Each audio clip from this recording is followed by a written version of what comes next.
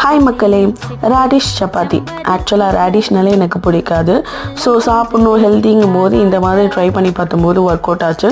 So அதை தான் உங்களுக்கும் நான் ஷேர் பண்ணணும்னு தோணுச்சு.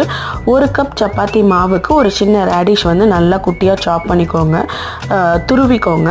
ஸோ அது துருனதில் வந்து தண்ணி விடும். அந்த தண்ணியை வந்து தனியாக நீங்கள் புழிஞ்சு வச்சுக்கோங்க.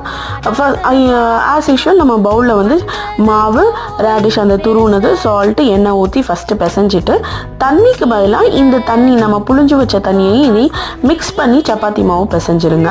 பிசைஞ்சு ஒரு 1/2 hour ஊறினதுக்கப்புறமேட்டு ஆஸ் யூஷுவல் நீங்கள் சப்பாத்தி போட்டு எடுக்கிற மாட்டமே போட்டு எடுத்திங்கன்னா அவ்வளோ உப்பி அவ்வளோ அழகாக வரும். சூப்பராக இருக்கும். எந்த டிஃப்ரென்ஸுமே தெரியாது. நார்மல் சப்பாத்தி சாப்பிட்ற மாட்டமே இருக்கும். நீங்கள் இதை குழந்தைங்களுக்கு கொடுக்கும்போது அவங்களுக்கு ஹெல்த் பெனிஃபிட்ஸும் நிறையா வரும்.